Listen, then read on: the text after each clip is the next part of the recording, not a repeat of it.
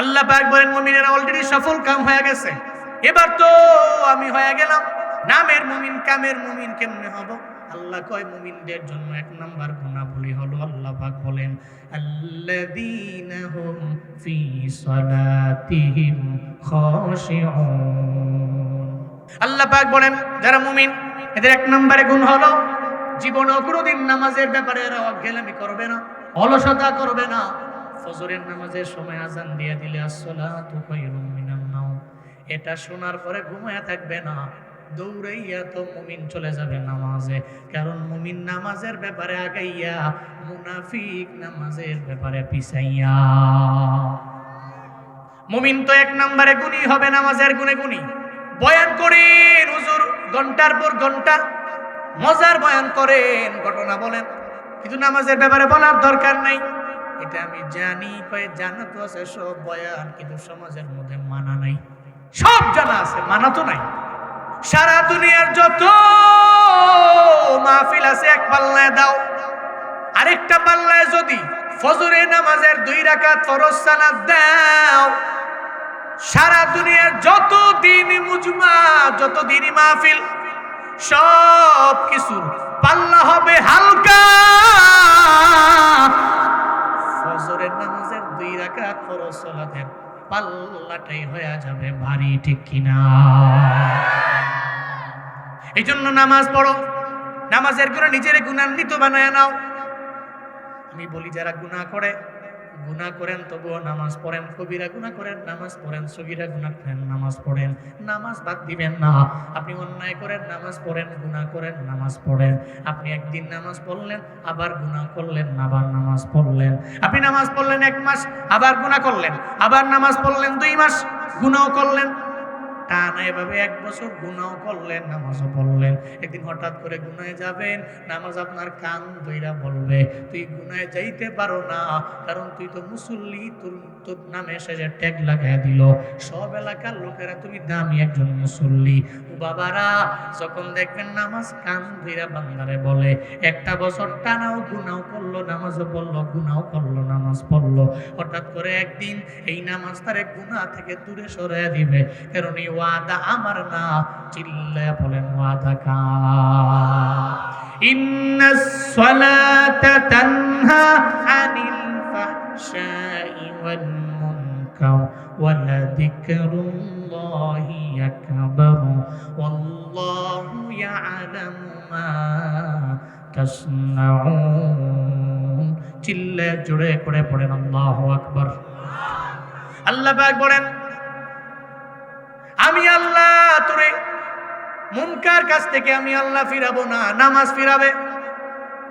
ইন্নাস সালাতা তানহা, নিশ্চয়ই নামাজটাই তো তোমারে দূরে রাখবে, বিরত রাখবে। কোন কাজ থেকে দূরে রাখবে? আনিল ফাহশাই ওয়াল মুনকার, যত অন্যায়, যত পাপ রাশি, যত গুনাহ, যত গর্হিত কাজ, নোংরা কাজ, এই নোংরা কাজ থেকে নামাজই আপনারে দূরে রাখবে।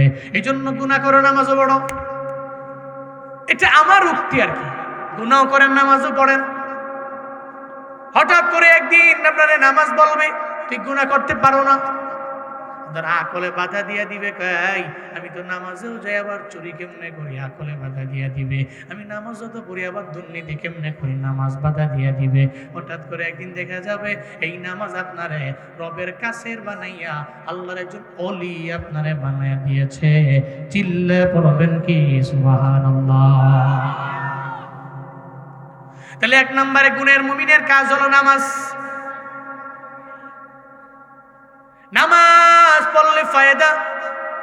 দুনিয়াতে কত বড় বড় রাজারা বাদশারা, এরা বড় বড় জায়গা দখল করেছে নামাজের মাধ্যমে।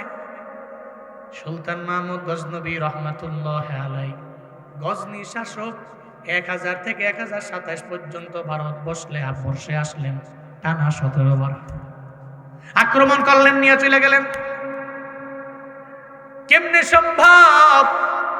ছিলেন একাধারে একজন আদিল, রবের ভয় ছিল দিলের মধ্যে। যখনই অভিযান পরিচালনা করতেন, নামাজ পড়ে যাইতেন, আল্লাহর দরবারে সাহায্য কামনা করতেন। আমার আল্লাহ তারে এমন সাহায্য করেছে, একটা অভিযানের মধ্যে যাইয়া পরাজয় বরণ করে নাই, বিজয় অর্জন করে মাল নিয়ে গজনির মধ্যে চলে গেছে। সব তো আমার আল্লাহর দরবারে বলার পাওয়ার। কে সেই সুলতান মাহমুদ গজনবী? দেবিদ্বারের মানুষ। কে জানো সুলতান মাহমুদ গজনবী? এত এক দামি, আমার নবীর কত বড় একজন আশিক। হঠাৎ করে একদিন সিংহাসনের মধ্যে বসে রইলেন। এক হাফেজে কোরআন দৌড়াইয়া মাদ্রাসার তালিবে ইলম সুলতান মাহমুদের সামনে এসে দাঁড়ায় গেল। আর সুলতান মাহমুদ, আমি তোমার দরবার থেকে পানা ৫,০০০ দিরহাম আমি পানা, ৫,০০০ টাকা আমি পানা, তুমি আমায় দাও। এটা বলার পরে সুলতান মাহমুদ কয়, তুমি আমার দরবারে ৫,০০০ দিরহাম পানাও, এই ব্যাপারে কি প্রমাণ আছে, দলিল আছে, তুমি আমায় বলো। হাফেজে কোরআন কয়, আমার কোনো দলিল নাই, আমার প্রমাণ নাই, আমি বড় গরিব, বড় অসহায়, আমার কোনো প্রমাণ নাই, দলিল নাই। তবে আমি এতটুকু বলতে পারি, আমার প্রমাণ দলিল হলো আমার পয়গাম্বর, আমার পয়গাম্বর আমার দলিল, আমার পয়গাম্বর আমার প্রমাণ। আপনার দরবার থেকে আমি ৫,০০০ দিরহাম বানা, এই ব্যাপারে আমার দুনিয়ার কোনো দলিল না, আমার দলিল হলো আমার সবুজ গম্বুজের নিচে শায়িত আমার পয়গাম্বর। নবী, তোমার দলিল কেমনে? সুলতান মাহমুদ অবাক হয়ে গেলেন। নবীজি তোমার দলিল, নবীজি তোমার প্রমাণ, এটা কেমনে? এটা বলার পরে সঙ্গে সঙ্গে চোখ দিয়া ঘরে ঘরে পানি পড়ে। মাদ্রাসার তালিবে ইলম চোখের পানি ফেলা কান্দে আর বলে, সুলতান রে, এই জমিনে আমার মাও নাই, আমার বাবাও নাই। এই কথা বড় দাম, বড় ধার কথা, বড় অনেক বড় ওজনওয়ালা কথা। এটা এত ভারী, সন্তানের মুখে বলতে বলতে পারেও না, আমার মাও নাই, আমার বাবাও নাই, আমি বড় এতিম। যদি সন্তানের বয়স হয় মাত্র 4 বছর, 5 বছর, 6 বছর, 8 বছর, তাহলেও নাবালেগ। আর নাবালেগ অবস্থায় যার বাবা নাই, মা নাই, ও তো এতিম। এটা বলা যায় না যে আমার মা বাবা নাই। মাদ্রাসার মধ্যে বহু ছেলে আছে, যেই ছেলে এতিম, তার মাও নাই, বাবাও নাই। ওর দরবারে যাবেন আর বলবেন, ও মাদ্রাসার তালিবে ইলম, এই মাদ্রাসায় পড়নেওয়ালা ছাত্র, তোমার বাবা আসেনি? দেখবেন সে বলে দিবে যে আমার বাবা নাই। আপনি যখন বলবেন তোমার মা আসেনি, দেখবেন এটা বলতে পারে না, মনে হয় আসমানটা তার মাথার মধ্যে পড়ে গেল। ও বলতে পারে না, ও চোখের পানি ফেলে ফেলে কান্না করে, কারণ বাবা যার নাই বলা যায়, মা যার নাই। ছোট সন্তানটা এটা বলতেও পারে না, তার কলিজাটা ফেটে মনে হয় কান কান হয়ে যায়। তালিবে ইলম টিকতে পারে না, কারণ মায়ের ব্যাপারে সন্তান বড় দুর্বল। কেন? এই জন্যই তো মার কথা আমার নবী বললেন 3 বার, বাবার কথা নবী হাদিসের মধ্যে বললেন কয়বার? মার কথা বললেন 3 বার। সাহাবী বললেন, নবী, মান নাহাব্বু বিহুসনি সাহাবাতি, আমার কাছ থেকে সবচেয়ে ভালো লেভেলের সদ আচরণ পাওয়ার ব্যাপারে অধিক হকদারকে? নবী বললেন, উম্মুকা, তোমার মা। এরপরে আবার বললেন ক্বালা সুম্মা মান, এরপরে নবী বললেন উম্মুকা, তোমার মা। আবার বলল ক্বালা সুম্মা মান, এরপরে বলে তোমার মা। আবার বলল ক্বালা সুম্মা মান, এরপরে কয় আবুকা, তোমার বাবা। এরপরে কে? ক্বালা আদনাকা, আদনাকা। এরপরে তোমার আত্মীয় স্বজন, পাড়া প্রতিবেশী যারা আছে, এরাই তোমার কাছ থেকে অধিক ভালো ব্যবহার পাওয়ার অধিক হকদার। তাহলে মায়ের কথা কয়বার? আল্লাহ পাক মায়ের অন্তরে এমন একটা রাডার ফিট করে দিয়েছে, সন্তানের জন্য মা যেই পরিমাণ মায়া দেখাতে পারে, বাবা এত দেখাইতে পারে না। আবার সন্তান কখন কি হালাতে আছে, কখন চোখের পানি ফেলে কান্না করে, এই ব্যাপারে বাবা বলতে পারে না, মায় বলতে পারে। কেন জানেননি? কারণ মায়ের অন্তরে আল্লাহ পাক এমন একটা ব্যবস্থা করে দিয়েছে, সন্তান কখন মা বলে চিল্লায়, মা বলতে পারে, মা বলতে পারে। সৌদি আরবে ছেলে থাকে, মালয়েশিয়ায় থাকে ছেলে, প্রবাসী। মা তো চোখে ঘুম নাই, রাতের বেলা আরামে ঘুমায় না, রাতের বেলা জেগে জেগে মায়ের রবের দরবারে কান্না করে সন্তানের জন্য। আছে না নাই?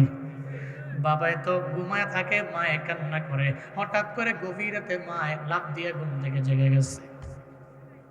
স্বামী বলে, বিবিরে কেন তুমি কান্না করো? গভীর রাত সারাদিন লাগায় পরিশ্রম করো, কেন তুমি চোখের পানি ফেলে কান্না করো? আমায় বলো না। কেন কান্না করি জানেননি? সন্তানের ব্যথায় আমি কান্না করি। একটু আগে স্বপ্নে দেখলাম আমার সন্তান মনে হয় প্রবাসের মধ্যে বড় একটা বিপদের মধ্যে পড়ে গেছে। কয় সারাদিন লাগে কল্পনা জল্পনা করে জন্য স্বপ্নে দেখো। মা কয়, স্বামী এটা তো মায়ের মন, এটা বাবার মন না।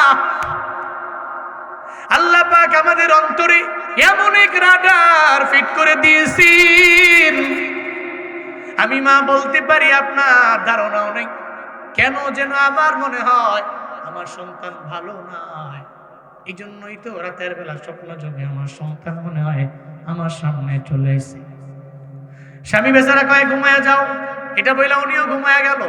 বিবি তো ঘুমায় না, এর মানে মাটা ঘুমায় না। ফজরের নামাজের সময় যখন হয়ে গেল, হঠাৎ করে দেখে বাবার মোবাইলের মধ্যে সন্তানের টেলিফোন বেজে উঠছে। এবার সন্তানটা ফোনটা হাতের মধ্যে নিয়ে কয়, বাবা গত রাতের বেলা এমন একটা বিপদের মধ্যে পড়েছিলাম, এখন আপনি আমার খবর শুনতেন আমি লাশ হয়ে যাইতাম। আবার মায়েরে বলেন আপনাদের দোয়ার কারণে আল্লাহ আমারে বাঁচিয়ে দিয়েছে। দৌড়ে মায়ের দরবারে গেল, বিবিরে কেমনে জানলি? কেমনে জানছি তোমার জানা নাই। আল্লাহ পাক তো আমাদের অন্তরের মধ্যে এমন এক রাডার ফিট করে দিয়েছে। ও স্বামী তোমারে দেয় নাই, আমি মায়েরে আল্লাহ পাক দিয়ে দিলেন। এই কারণে আমি মা বলতে পারি। এই জন্যই তো প্রবাসীরা মায়ের প্রতি বড্ড দুর্বল রে বাবা।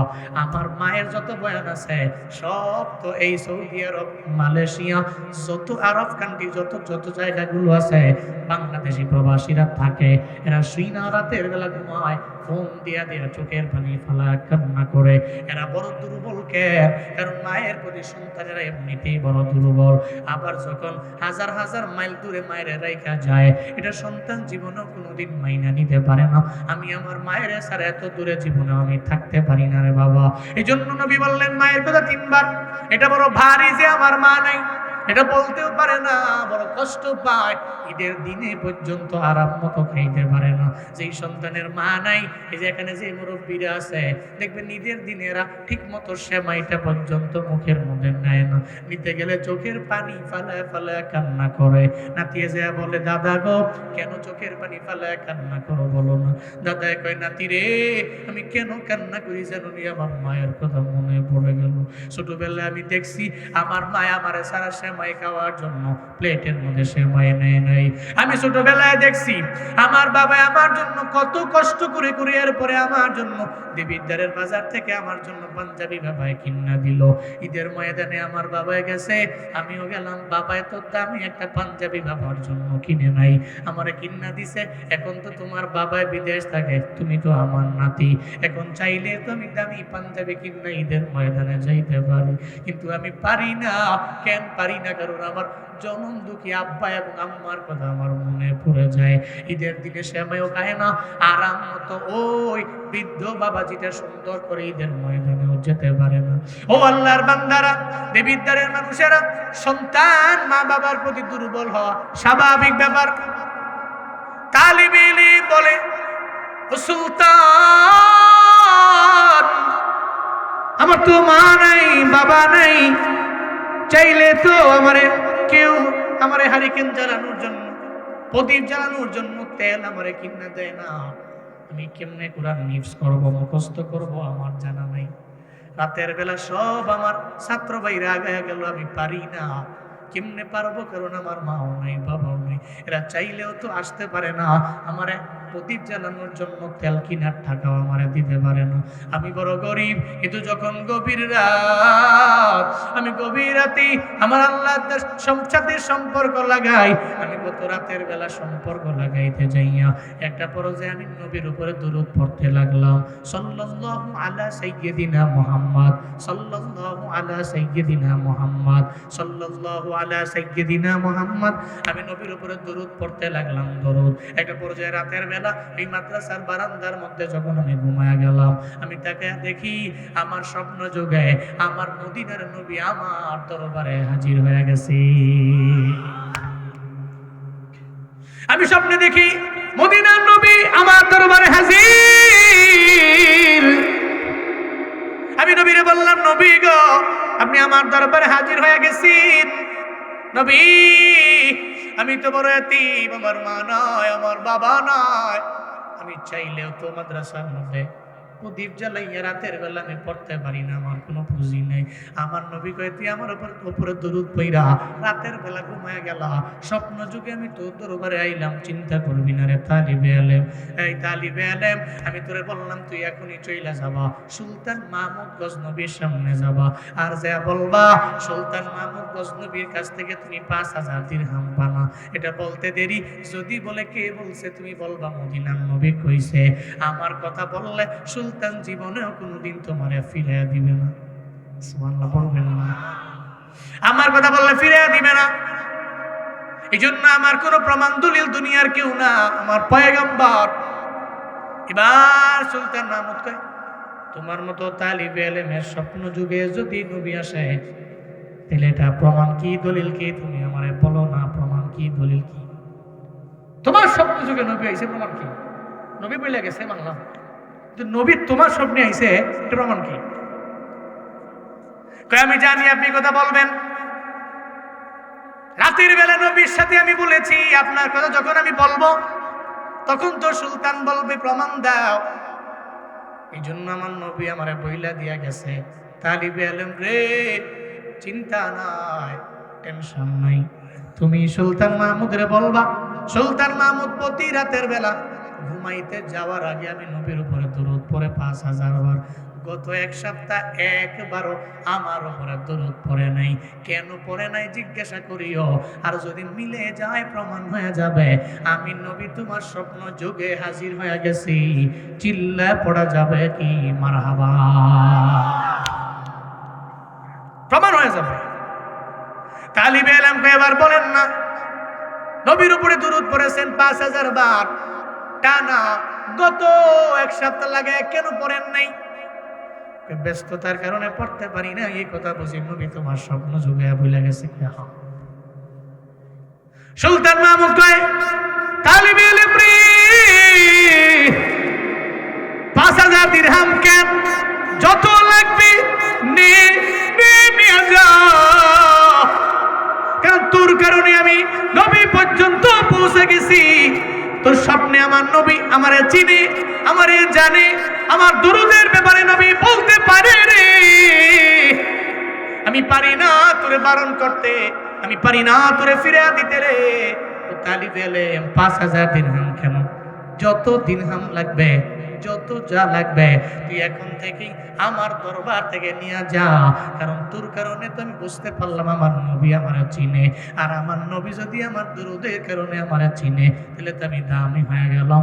আমার দরবার থেকে 5000 দিরহাম শুধু নিবা না, তোমার মরণ পর্যন্ত তোমার যা লাগবে তুমি নিয়ে যাবা। আমার নবীর মহাব্বতে তোমার জিম্মাদারির দায়িত্ব আমি নিজেই নিয়ে নিলাম।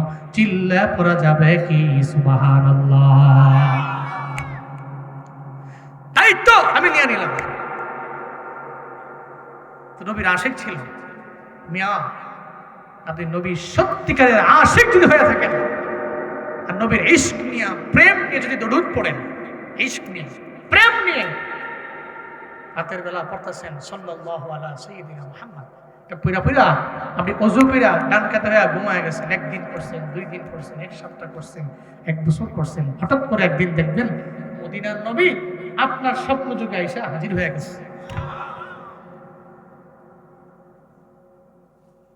আল্লাহ এই নয়নে নবীকে দেখার মতো তৌফিক দান করেন।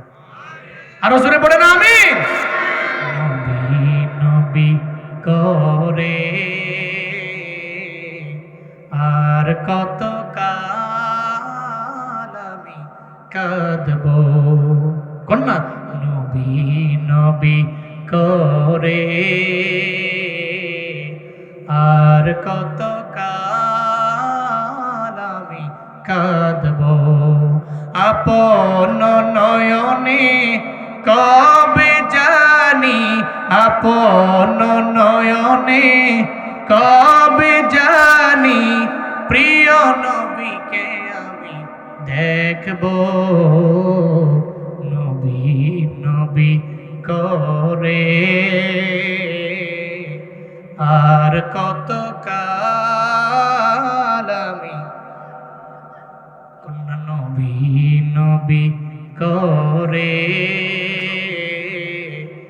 আর কত কাল আমি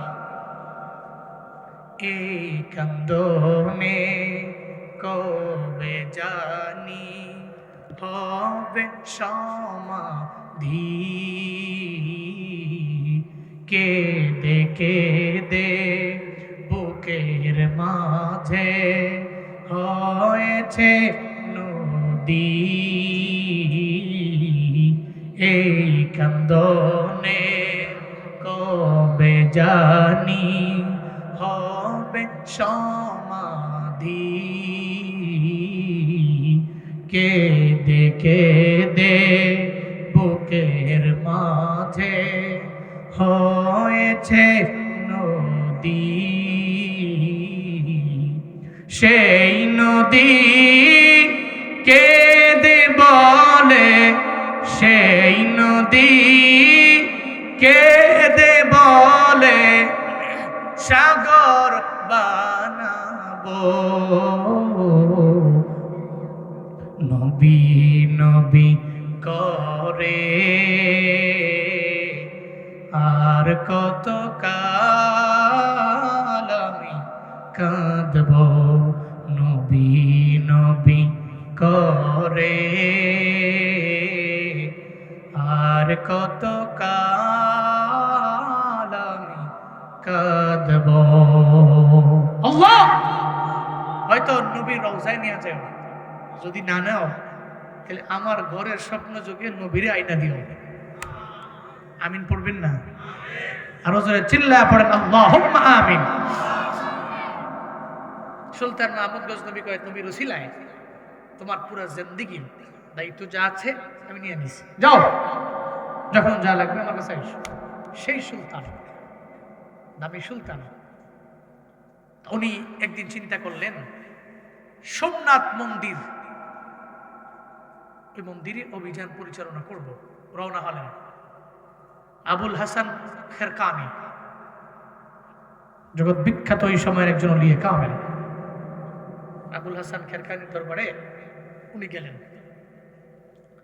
সুলতান মাহমুদ গজনবী যায় দেখে আবুল হাসান খেরকানি সিজদায়। কোথায়? সত্যিকারের যারা রবের খাঁটি বান্দা, আজাইরা সময় নষ্ট করে না, সিজদা দেয়, নামাজ পড়ে, তাহাজ্জুদ পড়ে।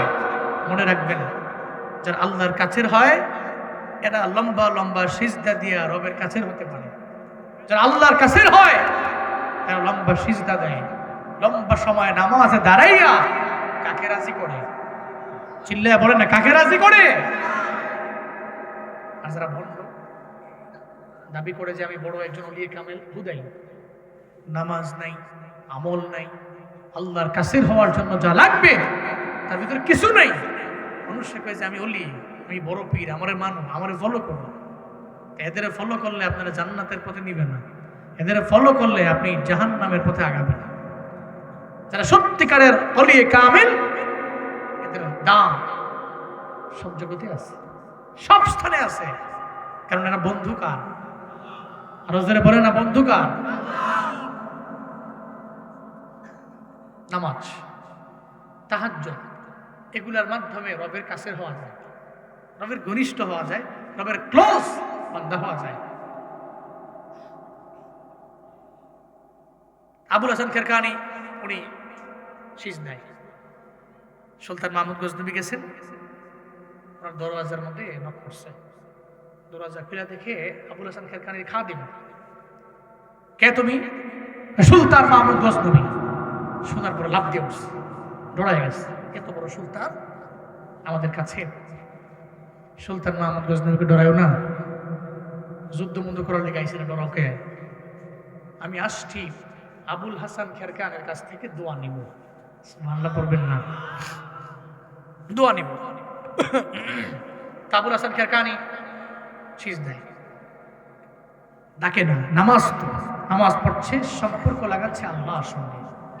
উনি যখন সালাম ফিরালেন, এরপরে আবুল হাসান খেরকানিকে ডাক দিয়ে কয়, হুজুর আপনার কাছে সুলতান আছে। কোন সুলতান?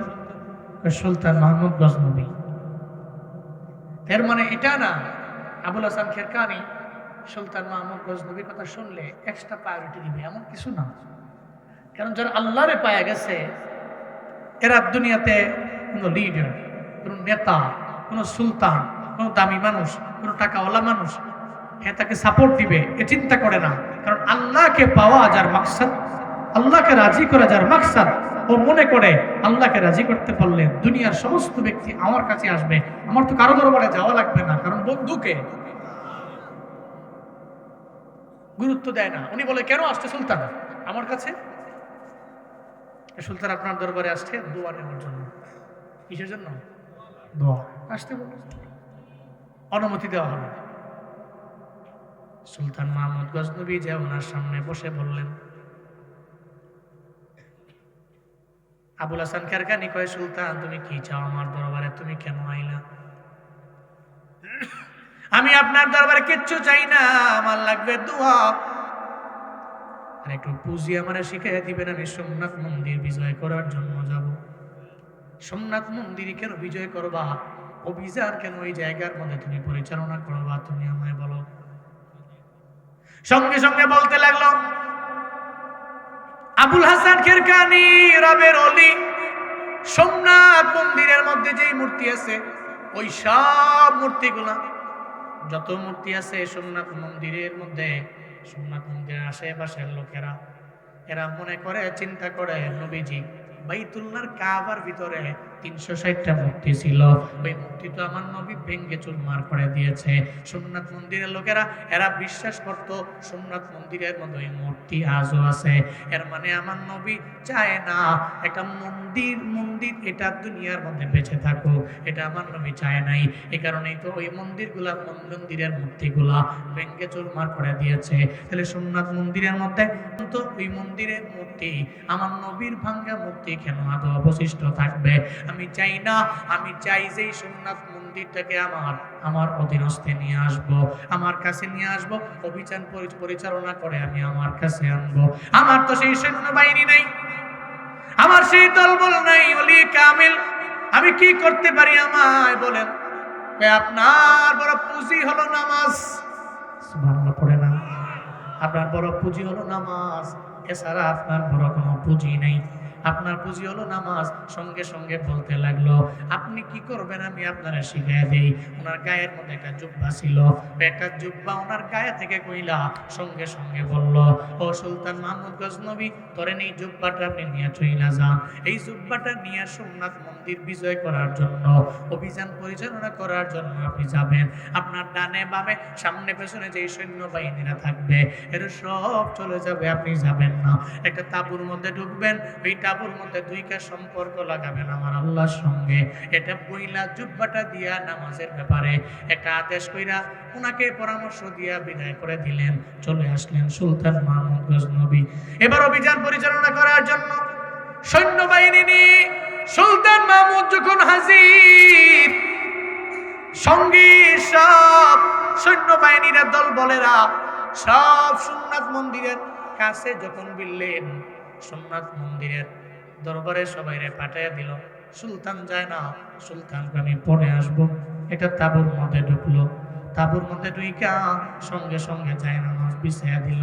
কারণ মুমিন জানে বিপদ থেকে বাঁচাইতে পারে আমার আল্লাহ, আমার বিপদ থেকে বাঁচাইতে পারে আমার নামাজ। হাই, আমরা তো বিপদের মধ্যে পড়লে আগে মানুষের বলি, আগে ফেসবুকে বলি, আগে টিকটকে বলি, আগে ফেসবুকের স্টোরির মধ্যে দেই, আছে না নাই? হ্যাঁ, ঝামেলা পড়ে গেছি, স্টোরির মধ্যে খালি সেট বাজনা বুজনা দিয়া সমানে।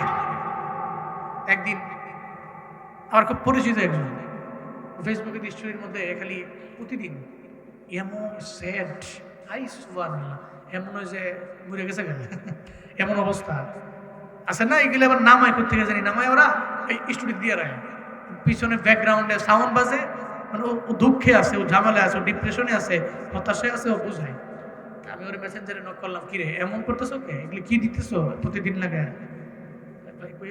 ঝামেলায় পড়ে গেছি বিশাল। কি ঝামেলায় পড়ছো? প্রেম করছি এক মাইয়ার লোকে 3 বছর লাগে, যা ছিল সব তার জন্য দিয়ে দিছি। 3 বছর পরে এখন তো ভালো একটা পরিবার পেয়ে চলে গেছে গা, ওই মাইয়াও গেছে গা, মায়ের আব্বা আম্মাও রাজি না, মাইয়াও রাজি না, সব গেছে গাওয়ালাই আমার।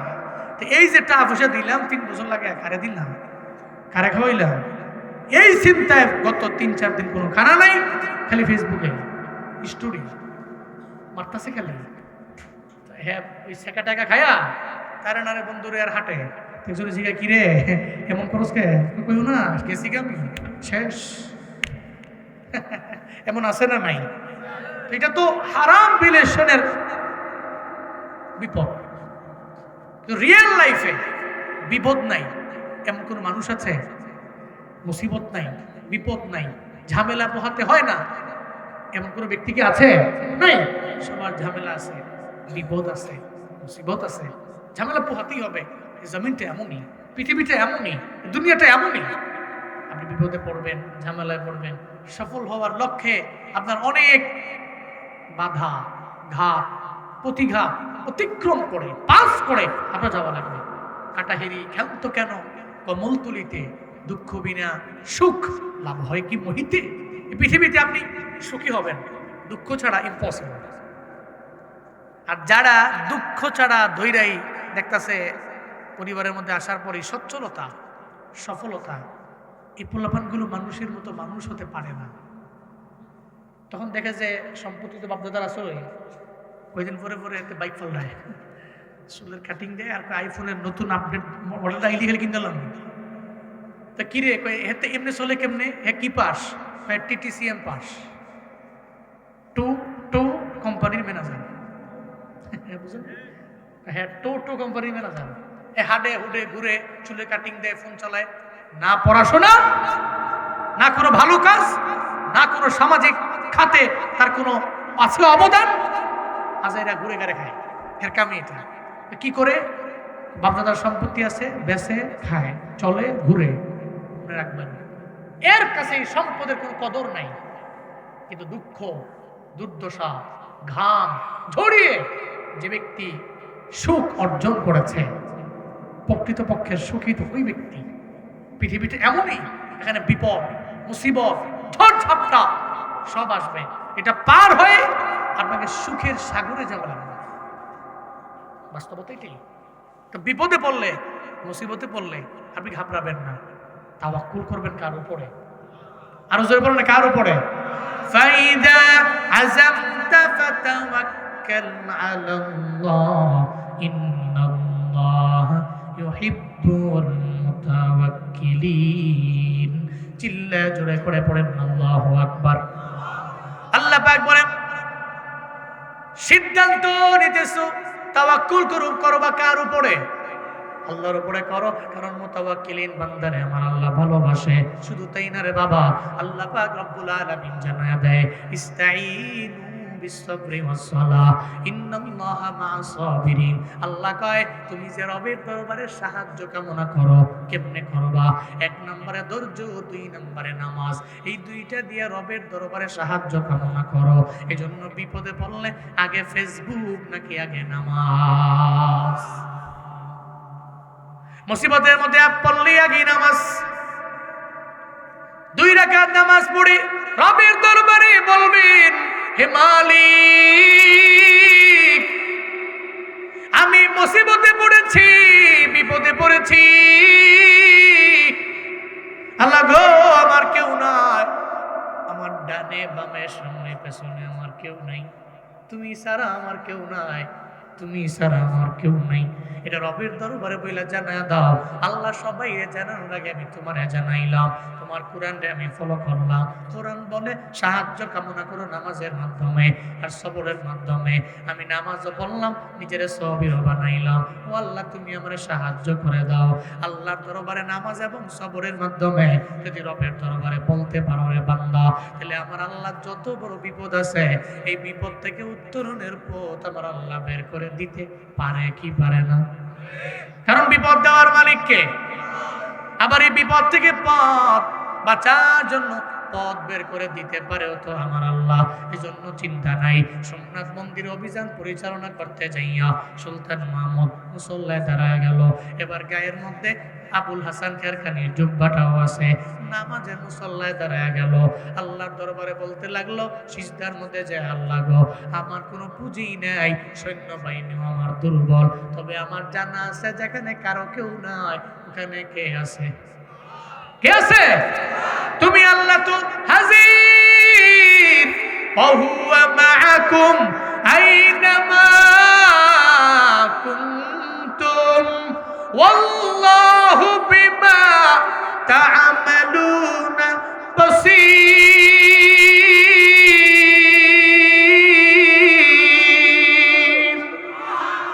আল্লাহ কয় বান্দা তুই যেখানে আমি আল্লাহ তো সেখানে। হুয়া মাআকুম মাইনামা কুনতুম, তিনি তোমাদের সঙ্গে আছে যখন তোমরা যেখানেই যাও। আল্লাহ সঙ্গে আছে। আল্লাহু বিমা তা'মালুনা বাসীর, তোমরা যা করো আর না করো আমার আল্লাহ সব চক্ষু দিয়ে আমার আল্লাহ দেখতে পায়। কুদরতি চক্ষু আছে, ওই কুদরতি চোখ দিয়ে আমার আল্লাহ জানতে পারে, আমার আল্লাহ বুঝতে পারে, আমার আল্লাহ দেখতে পারে। এই দেবিদ্বারের মানুষেরা, এর মানে বিপদে পড়া সুলতান মাহমুদ গজনবী নামাজের মুসল্লায় দাঁড়ায় গেল। সিজদাকে আল্লাহকে বলতে লাগলো ও আল্লাহ আমার কেউ নাই তুমি ছাড়া, আমার আল্লাহ আমার বিপদের মধ্যে তুমি ছাড়া আমার কেউ নাই। আল্লাহর দরবারে বলতে লাগলেন। সুলতান মাহমুদ গজনবী রবের দরবারে বলে, এদিকে তাঁবুর মধ্যে একটু পরে অভিযান পরিচালনা করে সব দলবলেরা তাঁবুর মধ্যে এসে কয় সুলতান রে চিন্তা নাই, টেনশন নাই, আপনার মনের আশা আল্লাহ পাক পূরণ করে দিয়েছে। সোমনাথ মন্দিরটা আমাদের হাতে বিজয় হয়ে গেছে। সুলতান মাহমুদ কয় আমার সৈন্যবাহিনী বড় দুর্বল, আমি চাইলেও তো পারতাম না। কেন পারছি জানো? আমার কোনো পুঁজি ছিল না, আমার সৈন্যবাহিনী ছিল দুর্বল, আমার তরবারির সংখ্যা কম, আমার ঘোড়ার সংখ্যা কম, আমার তীর মারনেওয়ালাদের সংখ্যা কম, সব আমার কম হতে পারে, তবে আমার নামাজের পাওয়ার আছে।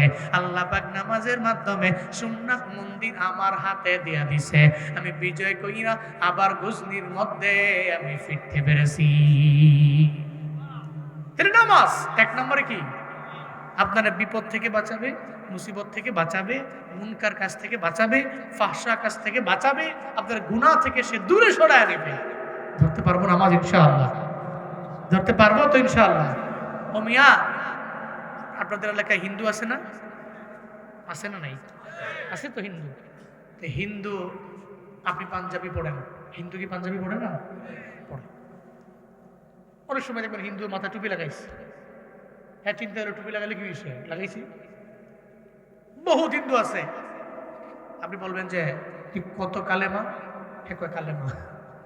লা ইলাহা ইল্লাল্লাহ কই লাইছে, লা ইলাহা ইল্লাল্লাহ। এর মানে কি মুসলমান? বলে দিছে, এমনি মজা করে বলে বলতেছে। একটা হিন্দু যে দোকানে যায়, ওই দোকানে কি আপনি যান না? যান কি না? একটা মুদি দোকানে হিন্দু গিয়েছে, আপনি গিয়েছেন, সে ওখান থেকে মাল কিনেছে, আপনিও কিনেছেন। আবার যে জায়গা থেকে সে পাঞ্জাবি বানায় ওই টেইলার্সের দোকানে আপনি যান না, এটা এমন না। হ্যাঁ জেনে যায়, আপনিও এনে যান। হ্যাঁ পাঞ্জাবি পরে আপনিও পড়েন, হ্যাঁ মাঝে মাঝে টুপি পরে, আপনি সবসময় পড়েন। আবার দেখবেন কিছু হিন্দু আছে গরু গোশত খায়, নাই নাকি? আরে প্রায় হিন্দুই খায়। এই যে বাইরের কথা ঠিক আছে, প্রায় হিন্দুই খায়। বহুত হিন্দু আছে গরুর গোশত যদি যখন দেখছে গরম গরম রান্না খায়, তোর বাড়ি খেয়াল। এরকম মজার গোশত হয় নাকি? সুবহানাল্লাহ। আর পৃথিবীতে যত গোশত আছে, যত গোশত, হ্যাঁ দেখছেন ব্যাপারটা? ভাইয়ে কইছে এটা হাইজ দিছে মাশাআল্লাহ। কথা ঠিক হয়, গরুর নামা আলহামদুলিল্লাহ, গরুর নামা। আমি একদিন ওই মাহফিলে যাব, বাড়ি থেকে বেরোইছি। তা আমার আবার বাড়ির আশপাশে বহুত হিন্দু আছে। সাতদিনে তমক বাড়ি আমার গ্রামে বহুত হিন্দু, কঙ্গাই, যারা কোনো সময় গেছে দেখছে, বহুত হিন্দু আছে। আমার বাড়ির পাশেও বিশাল এদের আখড়া। আগে যখন গ্রামে থাকতাম আমি ঘুমাইতে পারতাম না রাতের বেলা। ওই যে বলে না আখড়ার মধ্যে কি বাজায় না বাজায় আছে না, যেই জোয়ান ফুলান্ডা দুর্গা পূজায় যায় হেরা আবার জানে, ভালোই জানে, যাকে পোশাক ছাড়া হয় না, বেলা যা বেসরম খাটাস আছে না, আছে না কিছু বলবেন, শরম লজ্জা নাই। হিন্দুর দুর্গা পূজা তুমি যাও, তোমার ঈদ উল ফিতরে ঈদ উল আজহায় কোন দিন আইছে হিন্দু? হ্যাঁ নামাজ পড়ছে তোমার লগে, কোরবানির সময় গরু গোস্ত জবাই করলা, গরু জবাই করলা, হ্যাঁ গোস্ত খাইছে তোমার লগে এসে একসাথে বসে কয়দিন? আর প্রসাদ খাওয়ার লেগে মাটি খাইতে গেছো তুমি। لا يتخذ المؤمنين الكافرين أولياء من دون المؤمنين ومن يفعل ذلك فليس من الله। আল্লাহর ঘোষণা যে মুমিন কাফেরকে বন্ধু বানালো, কাছের বানালো, এর সাথে সম্পর্ক করলো, এর জানিয়ে দাও এর সাথে আল্লাহর কোনো সম্পর্ক নাই। মিয়া সম্পর্ক আল্লাহর লগে নাই, তা আপনি সম্পর্ক কাফের সঙ্গে করেন, আপনি দামি হন, সুবিধা নাই। যদি আপনি মনে করেন আপনি কাফের সাথে সম্পর্ক করে আপনি দামি, তাহলে আপনি দামি মনে করছেন তো আপনি এটা। আর যদি মনে করেন সম্পর্ক কাফের সঙ্গে না লাগাইয়া আমার আল্লাহকে আমার কাছের বানাবো, তাহলে কোনো কাফের, কোনো বেদীন, কোনো বেঈমান, কোনো মুশরিক, কোনো নাপাক ব্যক্তি আপনার বন্ধু হতে পারে না। আল্লাহ আমাদের সবাইকে সঠিক বুঝদান করেন, আরো জোরে পড়ে না আমিন। তো হিন্দু আমার একদিন গাড়ি ব্রেক দিয়া আমার বলতেছে, হুজুর কই যান? মাহফিলে যাই। মাহফিলে যান, প্রতিদিনই যান, মাঝে মাঝে কি আম করে নেওয়া যায় না? কয় কি তুমি না হিন্দু, তুমি মাহফিলে যে কিতা তুমি অপবিত্র? হুজুরে কয় কি আমি মাত্র স্নান করেছি, আমি বলে মাত্র স্নান করেছি, তো মাত্র স্নান করেছি আমি তো পবিত্র হই। না, এ পবিত্র, হে পবিত্র না, কারণ ইন্নামাল মুশরিকুনা নাজাস, মুশরিকরা অপবিত্র। ঘোষণা কার? গোসল করলে পাক হয়ে যাব? একমাত্র অন্তর দিয়ে বিশ্বাস করতে হবে আল্লাহ ছাড়া কোনো ইলাহ, সেদিন থেকে সে পবিত্র। ঘোষণা করেছেন কে? তাই বললাম তুমি অপবিত্র, তুমি মাহফিলে যে কি করবার? মাহফিল কি বুঝো নাকি? তুমি উদয় গিয়ে কিন্তু মাহফিল হবে। তো হে কই যে আমরা তো জানি হুজুরকে খাওয়ান বলা, হুজুরদের কি ভালো? সারা দেশের মানুষেরা কিছু জানুক বা না জানুক, এতটুকু জানা আছে হুজুরদের খাওয়ান বলা। মসজিদের হুজুরে যদি একদিন 3টা দাওয়াত খেয়ে লাইছে, তো কিছু লোক লেগে গেছে পিছনে, কিছু লোক যায় কি হুজুর দাওয়াত কয়টা? যা 3টা নেই, ফেরটা দেখেন না কত বড়, এর বলে না বলে না বলে না। তা বললে আমি আরো খুশি হই। হুজুরকে খাওয়ান বালা, এটা কে খাওয়ায়? কথা কয় না, কে খাওয়ায়? আল্লাহ খাওয়ায়। আচ্ছা আপনি যে খান, আপনি কি মনে করছেন নিজের পাওয়ারে খান? আপনারা কে খাওয়ায়? কাম করে আল্লাহ খাওয়ায়। আপনারে একবেলা খাওয়ায়, আম করে 3 বেলা খাওয়ায়। বিষয়টা কি এমন নাকি? আমরাও 3 বেলা খান, আমরাও 3 বেলা খাই। হ্যাঁ, এক বেলায় হয়তো 1 ঘন্টা অন্তর অন্তর আমরা 3 বার বসতে হয়। কে খাওয়ায়? আমি তাকাব্বুরি করি না। এই যে মালদ্বীপে গিয়েছি, আমার পেটে যারা আছে দেখছে, আমি আর রায়হান গিয়েছিলাম মালদ্বীপে, 3 দিন ছিলাম। অবাক হয়ে গেছি, একবারও প্রথম দিন গিয়েই মালয়েশিয়া থেকে আমরা মালদ্বীপ গিয়েছি, পরে গিয়েই মালদ্বীপে মালে নেমে একটা হোটেলে যাব খাওয়ার জন্য। হোটেলে গেছি, হোটেলের ম্যানেজার, হোটেলের মালিক সব বাঙালি, সব দাঁড়ায় আমার সালাম টালাম দিয়া, হুজুর দেখলাম কয়েকদিন আগে মালয়েশিয়া, আজকে মালদ্বীপে। খালি মনে মনে চিন্তা করতাম কবে দেখবো আপনাদের। এই চিন্তা করিয়া খালি রাতের বেলা আপনার করে দেখে দেখে ঘুমাই, হুজুরা কবে জানে মালদ্বীপে, হুজুরা একটু মেহমানদারি করবো। এখন হ্যাঁ কয় যে বিল টিল দূরের কথা, পুরা হোটেল আপনাদের জন্য বরাদ্দ, যা খাইতে পারেন। এরপরে কয়দিন আছেন? 3 দিন আছে। 3 দিনের এক বেলা আপনাদের পকেট থেকে টাকা বের করে খাবেন, তাহলে আমি অনেক কষ্ট পাবো। অবাক হয়ে গেছি আমরা। 3 দিন টানা মালদ্বীপের মতো রাষ্ট্র, এক্সপেন্সিভ সব কিছু, ওরা লাস্ট দিন যেদিন আমরা চলে আসব, এর আগের দিন রাতের বেলা প্রথমে সন্ধ্যার পরে নিয়ে একদল খাওয়াইছে, সন্ধ্যার পরে হোটেল থেকে বার করে নিয়ে ধরে খাওয়াইছে। এরপরে 10টা বাজে আরেক দল খাওয়াইছে, 12টা বাজে শুয়ে পড়ছি। এই সময় ফোন দিয়ে হুজুর একটু বের হবেন, আমরা সমুদ্রের পারে একটু ফিশ বারবিকিউ খাইছে রে। অলরেডি মাগরিব পরে একবার শেষ, এক দফা, 10টার দিকে এক দফা, আবার এই 12টা বাজে ফিশ বারবিকিউ। রায়হান পয়সা আসছে, ফ্যাট ফুট ঘুরতে যাবো গা।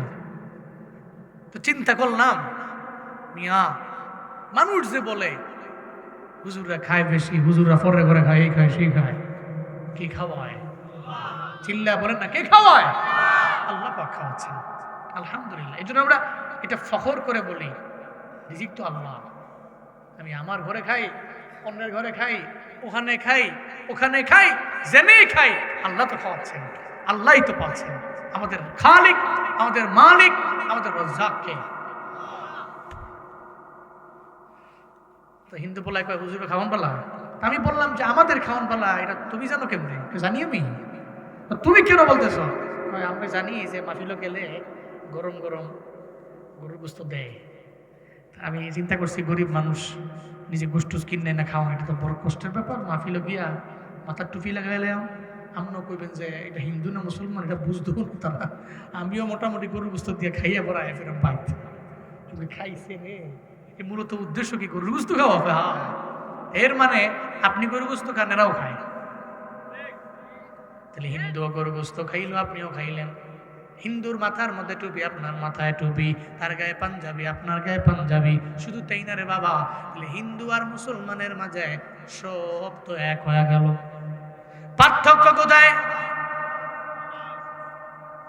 মদিনার নবী বলেন, একটা হিন্দু, একটা খ্রিস্টান, একটা বৌদ্ধ, একটা কাফির, ওরে কাশি দিয়া বাইন্দা নামাজে নেওয়া যাবে না। মুসলমান এমন হবে রে, ওরে বলাও লাগবে না, ফজরের আজান দিলে ওযু বানাইয়া দৌড়াইয়া মসজিদের মধ্যে চলে যাবে। চিল্লায় কও ঠিক কিনা? চল দৌড়ে চলে যাবে মুসলমান, আজান হইলে দৌড়ে চলে যাবে। মুসলমান আর হিন্দুর মাঝে পার্থক্য তার কুসলা, নামাজ ছেড়ে দেওয়া আর নামাজ ধরে ফেলা, এটা তো পরিচয়, নামাজটার পরিচয়। তাহলে মুমিনরা সফল কাম হয়ে গেছে। 1 নম্বর গুণ, এদের ভিতরে নামাজ আছে। চিল্লায় বলেন কি আছে? জোরে বলেন না কি আছে? নামাজ আছে। 2 নম্বর, আল্লাহ পাক বলছেন মুমিনের পরিচয় কি? আল্লাযীনা হুম ফি সালাতিহিম খাশিউন। 2 নম্বর পরিচয়, ওয়াল্লাযীনা হুম আনিল লাগwi মুরিদুন। চিল্লায় জোরে করে পড়েন আল্লাহু আকবার। আল্লাহ পাক বলেন যারা মুমিন হবে এরা সফল কাম হয়ে গেছে। 2 নম্বরে এই মুমিনগুলো এরা এমন হবে, জীবনেও কোনোদিন অনর্থক কোনো কথাবার্তা এরা বলবে না। এদের জবান দিয়ে অনর্থক কোনো কথাবার্তা এরা বের করবে না। যতক্ষণ কথা বলবে আল্লাহ রাসূলের কথা বলবে, কাজের কথা বলবে, এরা এদের জবান দিয়ে এমন কথা বলবে না যে কথার কোনো দাম নাই, যেই কথার কোনো মূল্য নাই। এক কথায় এরা জিহ্বার গুনাহ থেকে নিজেরা পরিপূর্ণ বাঁচিয়ে রাখবে। এই জিহ্বার গুনাহ আছে না নাই? এরা মিথ্যা বলবে না, এরা এই জিহ্বা দিয়ে ওয়াদার খেলাফ করবে না, এই জিহ্বার গুনাহ থেকে নিজেকে পরিপূর্ণ বাঁচিয়ে রাখবে।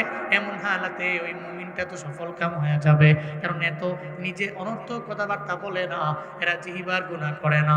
মদিনার নবী জানায়া দেয়, মাইয়াজমান লি মা বাইনা লিহিয়াইহি ওয়া মা বাইনা রিজলাইহি আজমান লাহুল জান্নাহ। মদিনার নবী বলেন, এই উম্মতেরা শুনে নাও, তোমাদের 2 চোয়ালের মধ্যবর্তী স্থান হলো জিহ্বা, আর 2 রানের মধ্যবর্তী স্থান হলো লজ্জাস্থান। এই 2টা জিনিসের হেফাজতের দায়িত্ব যেই উম্মত নিয়ে নিবে, এই 2টার গুনাহ থেকে নিজেরে যে বাঁচায় রাখবে, আজমান লাহুল জান্নাহ। মদিনার নবী কয়, আমি তার জান্নাতের জিম্মাদারি নিয়ে নিলাম। জিহ্বার গুনাহ নাই, লজ্জাস্থানের গুনাহ যার নাই, মদিনার নবী কয় ওর জান্নাতের জিম্মাদারি আমার। ও তো নিজেরে বাঁচায় রাখলো, জিহ্বার গুনাহ থেকে বাঁচায় রাখলো, লজ্জাস্থানের গুনাহ থেকে নিজেরে বাঁচাইলো। আমি তার দায়িত্ব নিয়ে নিলাম, পরিপূর্ণ দায়িত্ব নিয়ে নিলাম। ওই উম্মতের জিম্মাদারির দায়িত্ব এটা আমি আল্লাহর হাতে। এর মানে জিহ্বার গুনাহ করা যাবে? যাবে নাকি? এই জিহ্বা দিয়া গালিগালাজ করা যাবে না।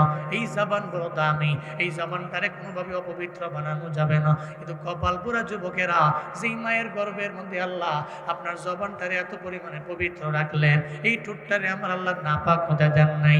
কপাল পুরা মুসলমান জমিনের মধ্যে আসার পরে মায়ের গর্ভ থেকে বের হইয়া হঠাৎ করে ও 10 বছর পর্যন্ত ভালো, ও 12 বছর পর্যন্ত ভালো, হঠাৎ করে কেমন যেন এখন আর মুরব্বীদের সাথে ভালো আচরণ করে না, খারাপ আচরণ করে। ওই তুই কে? আমি কিশোর গ্যাংদের অন্তর্ভুক্ত। ওই এত পরিমাণে পাওয়ার কেন তোর? ওই আমার পাওয়ার আমার বন্ধুদের সার্কেল আছে, পড়ালেখা কি নাই? ওই পড়ালেখা নাই। ওই মুরব্বীদের সাথে বেয়াদবি করো কেন? ওই তুমি আমারে বুঝ দেওয়ার জন্য আইসো না। 12 বছর 13 বছর পর্যন্ত ভালো, হঠাৎ করে স্কুলেও যায় না, কলেজেও যায় না, কোথাও যায় না, না গেছে মাদ্রাসার বারান্দায়, মা বাবার সাথে অন্যায় অপরাধ, এত পরিমাণে মাদকাসক্ত হয়ে গেছে, এমনকি এমন নিজেরে এমন বানায় ফেললো, এখন কারো কথাই মানে না, কারো কথাই শুনে না, এখন হুজুরদের কথা ভালো লাগে না, এখন উলামায়ে কেরাম ভালো লাগে না, আব্বার কথা ভালো লাগে না, কোনো মুরব্বীর কথা মানতে রাজি না। এমন পরিস্থিতি সমাজে আছে না? 14 বছর ভালো, হঠাৎ করে কেমন যেন খারাপ হয়ে গেছে, স্কুল ভাল লাগে না, না ভাল লাগে মাদ্রাসা, কিছুই ভাল লাগে না, আব্বা আমার কথা শুনে না, সব পড়াশোনা ছেড়ে দিয়া এখন ওর মতো চলে। এরকম আছে না নাই? আর কেমন খারাপ আচরণ, বাজে বিহেভ। তোমাদের জন্য যারা এগুলো করো, তোদের জন্য শিক্ষা হইলো শরীফ ওসমান বিন হাদি। মনে রেখো, তুমি সমাজে খারাপ আচরণ করে মরে গেছো, তোমার মরণের পরে একটা মুরব্বীও মন থেকে দোয়া করবে না। তুমি তো এখনই মরতে পারো, তাই না? এখনই আমরা মরতে পারি, তো এখনই এই ময়দান থেকে বের হওয়ার পরই তো আমরা লাশ হতে পারি, এক মুহূর্তে, কোনো গ্যারান্টি নেই। তুমি যে অন্যায় করো, মুরব্বীর সম্মান করো না, ইজ্জত রক্ষা করো না, এই যে খারাপ আচরণ করো, গালিগালাজ করো, তোমার মরণের পরে যদি একটা মানুষ দোয়া না করে, তোমার জীবনটা ব্যর্থ জীবন। আর মইরা গেছি, মানুষ আমার জন্য কাঁদতেছে, বলতেছে বড় আলমপুরের ওই ছেলেটার মতো কোনো ছেলে হয় নাকি? তো ভালো ছেলে, তোমার 50 বছর, 30 বছর, 17 বছর, 15 বছর, 20 বছরের লাইফ, সফল লাইফ, এতে কোনো সন্দেহ নাই। এই জন্য জীবনটাকে এমনভাবে সাজাতে হবে। ইয়াংরা, তুমি স্কুলে পড়ো, কলেজে যাও, ভার্সিটি যাও, মাদ্রাসায় পড়ো, কামিল পাস করো, এদিকে দাওরা করো, তুমি মাস্টার্স কমপ্লিট করো, যাই করো, বিনয়ী হও, তাকাব্বুরি নিয়ে চলো না। আর মাদকদ্রব্য সেবন থেকে নিজেকে বিরত রাখো। এই জবানের দাম আছে না? এই মুখটা পবিত্র, এটাকে পবিত্র রেখে আল্লাহকে ডাকলে আল্লাহ সাড়া দিবে। আর যেগুলাই এই গাঞ্জা গুঞ্জা খায়, ইয়াবা খায়, মদ খায়, ডাইল খায়, আছে না নাই? দেখবেন যে খাইয়াটাইয়া তারে নারে বন্ধুরে, তারে নারে বন্ধুরে, আছে না নাই? এমনি এমনি হাঁটে। আমি একদিন গাঞ্জা করে জিজ্ঞেস করছিলাম, কিরে তুই গাঞ্জা খাই কি মজা মজ কদি? হ্যাঁ আমারে কয়, হুজুর তো বুঝেই না, আপনি যে গাড়িটা বইছেন না, আমি গাঞ্জা খাইলে মনে হয় গাড়িটা আমার গাড়ি। আসলে তোর তো এর গাড়ি না, কারণ এটা মনে হয় যে গাড়িটা আমার। এই যে চারদিকে যানবাহন যে বিল্ডিং দেখতেছেন না, তাহলে মনে হয় সব আমারও হয়।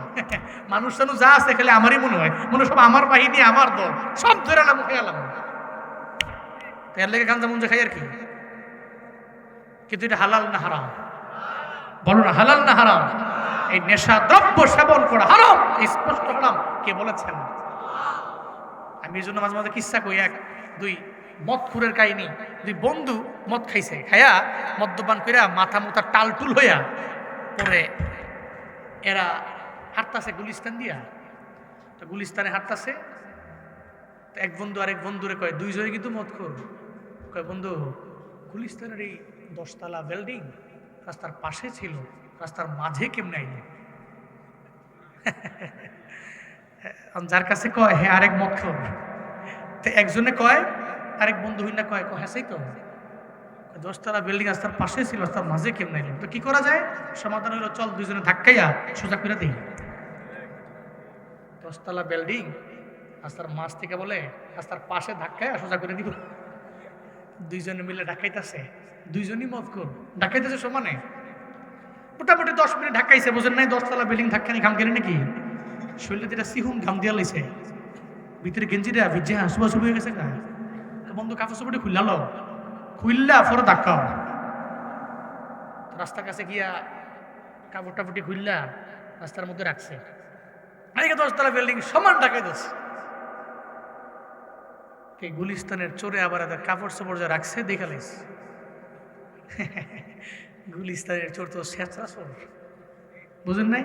ফার্স্টে ফাইলে দৌড়লেও দৌড় দেবো, যা পাইছে এর কথা হলো যা পাইছি পাইছি ওই নিয়েই বেচলাম। একটু পরে 100 150 করে বেচলাম, খালি যা পাইছি তাইলাম। গুলিস্তানের চোর দেখছে যে এরা 10 তলা বিল্ডিং ঠেলতেছে, আবার দি কাপড় চোপড় খুললে এরা ঠেলতেছে, এরা এদের কাজে মগ্ন, আর চোরে চুরির কাজে মগ্ন। কাপড় চোপড় টাপড় লইয়া সব গেছে গা, চুরি করে লইয়া এরাও ঠেলতেছে। টানা মোটামুটি আধা ঘন্টা 40 মিনিট ঠেলছে 10 তলা বিল্ডিং ঠেলা। তো বন্ধু কই যে এক বন্ধু পিছনে দেয়া দে কাপড় চোপড়টি নাই। তো আরেক বন্ধু রেখে বন্ধু বাদ দে, বাদ দিমু রে। 10 তলা বিল্ডিং যদি নাড়াইতে না পারি তাহলে আগামীকাল সমস্ত বাসগুলো আইসা অ্যাক্সিডেন্ট করবে। ঠেল না বন্ধু, ঠেলে লাভ নাই। আমার কাছে মনে হয় যে গুলিস্তান থেকে ঠেলতে ঠেলতে এটা আমরা একবারে সংসদ ভবন পর্যন্ত নিয়ে পড়ছি।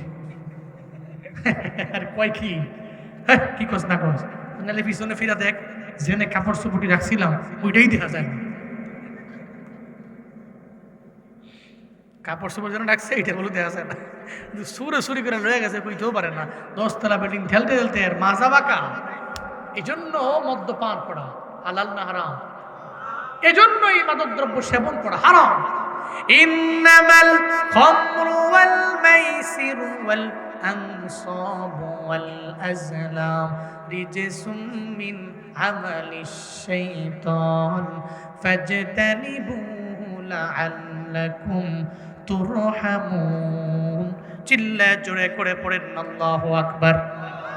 আল্লাহ পাক বলেন ইন্নামাল খামর, নিশ্চয়ই মদ, ওয়াল মাইসির এবং জুয়া, ওয়াল আনসাব এবং প্রতিমা, ওয়াল আজলাম এবং লটারি, রিজসুম মিন আমালিশ শাইতান, এটা জীবনেও কোনোদিন কোনো মুমিন বান্দার আমল না, কোনো মুমিন বান্দার কাজ না, এটা শয়তানের কাজ। এই উম্মতেরা, এটা থেকে নিজেকে পরিপূর্ণ, নিজেকে বিরত রাখো। মদ্যপান করা যাবে না, নিজে আঞ্জা দিয়া ধইরা গাঞ্জা খাওয়া যাবে না। হালাল না হারাম? নিষেধ করেছেন কে? আরো জোরে চিল্লায়া বলেন কে? আল্লাহ আমার যুব সমাজকে মাদক দ্রব্য সেবন করা থেকে হেফাজত করেন। আরো জোরে চিল্লায়া পড়েন আমিন। তাহলে এই জবান পবিত্র, অনর্থক কথাবার্তা বইলা আর মাদক দ্রব্য সেবন করে এই জবানকে ধ্বংস করা যাবে না। 2 নম্বর। 3 নম্বর আল্লাহ পাক বলছেন ওয়াল্লাযীনা হুম লিযাকাতি ফাইলুন, যাকাতের ব্যাপারে এরা অগ্রগামী হবে। যাকাত ফরজ হলি যাকাত দিবে, এটাকে জরিমানা মনে করবে না, মনে করবে যাকাত দিলে সম্পদের মধ্যে আল্লাহ পাক বরকত বাড়ায় দিবে, চিন্তা করে এরা যাকাত দিবে। 4 নম্বরে ওয়াল্লাযীনা হুম লিফুরুজিহিম হাফিজুন, এটা আগেই বলেছি, এরা এদের লজ্জাস্থানের, এদের সতীত্বের হেফাজত করে চলবে। লজ্জাস্থানের গুনাহ থেকে বাঁচতে পারলে আর এই জিহ্বার গুনাহ থেকে বাঁচতে পারলে নবী জান্নাতের জিম্মাদারি নিয়ে নেবে। তো নবী যে জান্নাতের জিম্মাদারি নিয়ে নেয়, তাহলে কি সফল না ব্যর্থ? কথা বলেন না, সফল না ব্যর্থ? তাহলে মুমিনরা অলরেডি সফল কাম হয়ে গেছে। এদের গুণ কি? 1 নম্বরে নামাজ। কি আমরা 5 ওয়াক্ত নামাজ পড়বো ইনশাআল্লাহ, পারবো না ইনশাআল্লাহ? আল্লাহ তৌফিক দান করেন। 1 নম্বরে 5 ওয়াক্ত নামাজ পড়বেন। 2 নম্বরে এই জিহ্বা, এই জবান পবিত্র, এটা দিয়ে মিথ্যা বলা, ওয়াদা খেলাফ করা, গালমন্দ করা, এগুলো করবো না। জিহ্বার গুনাহ থেকে নিজেকে বিরত রাখবো। 2 নম্বর। 3 নম্বর, যাকাত ফরজ হলেই যাকাত দিয়ে দেবেন সব। নিজে এগুলা নিজের মনে কইরা ব্যাংকে রেখে দিলাম, জমা করে গেলাম, এফডিআর করে রাখলাম, এমটিডিআর করে রাখলাম, কার জন্য করলাম? সন্তানের জন্য। ভুল। দিস ইজ রং ওয়ে, ওয়াল্লাহি দিস ইজ রং ওয়ে। আপনি যাকাত না দিয়া এই সমস্ত সম্পদগুলোকে জমা করে কার জন্য রাখছেন? সন্তানের জন্য। আপনি বইরা গেলে বহু নজির প্রমাণ আছে, সন্তান বাবার লাশটা পর্যন্ত দাফন করে নাই, জানাজার আগেই বাবারে ওই আগেই রাইখা ছবি জামাগুলো ভাগ কর, টিহাটুয়ারি আগে ভাগ কর, ভাগ বটরা কইরা এরপরে আব্বার জানাজা করিস। আপনি সম্পদ রেখে গেছেন কার জন্য? এই সন্তানের জন্য না, আপনি রেখে যান, অসুবিধা নেই, তবে যাকাত দেন। এই সম্পদের হক যাকাত, ফিতরা, দান সদকা এগুলো কইরা এরপরে যা রাখার সন্তানের জন্য রেখে যান, যাকাত দিয়ে দিবেন। মুমিনরা যাকাত দিয়ে দেয়। 4 নাম্বার, নিজের সতীত্বের হেফাজত করবেন, লজ্জাস্থানের হেফাজত করে চলবেন। আল্লাহ আমাদের সবাইকে সফল মুমিন হওয়ার তৌফিক দান করেন। আরো জোরে বলেন আমিন। আল্লাহ আমাদের সবাইকে মুমিন মুফলিহ হওয়ার তৌফিক দান করেন। আল্লাহ আমাদেরকে সফল মুমিন হওয়ার তৌফিক দান করেন। যারা ব্যর্থ মুমিন এদের থেকে আল্লাহ হেফাজত করেন। আমরা নামের মুমিন হব না, আমরা গুণের মুমিন হব, আমরা কামের মুমিন হব। রাজি আছি না ইনশাআল্লাহ? কারা কারা রাজি? তো হাত তুলে আল্লাহকে দেখুন। আল্লাহ সবাইকে তুমি নামের মুমিন বানাও না, কামের মুমিন বানাও। 5 ওয়াক্ত নামাজি, রোজাদার, আমলওয়ালা, যাকাত দেনেওয়ালা বানাও। চিল্লায়া পড়ে না আমিন। হাত নামান। وبعد فأعوذ بالله من الشيطان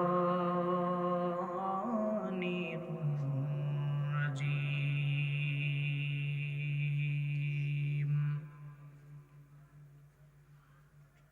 بسم الله الرحمن الرحيم.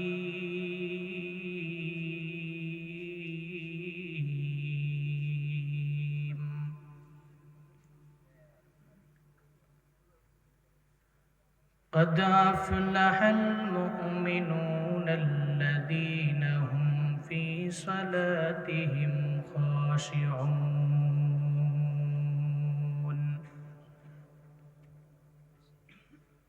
والذين هم عن اللغو معرضون والذين هم للزكاة فاعلون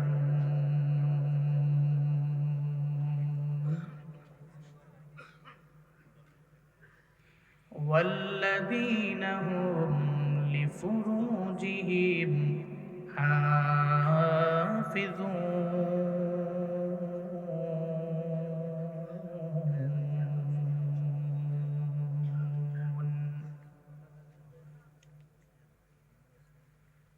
صدق الله مولانا العظيم وصدق رسوله النبي الكريم ونحن على ذلك لمن الشاهدين والشاكرين والذاكرين والحمد لله رب العالمين.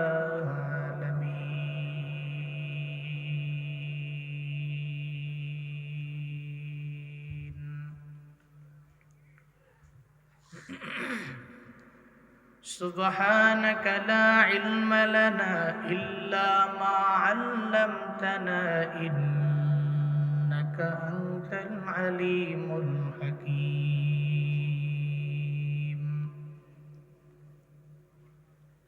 رب اشرح لي صدري ويسر لي أمري واحلل عقدة من لساني واحلل عقدة من لساني يفقه قولي.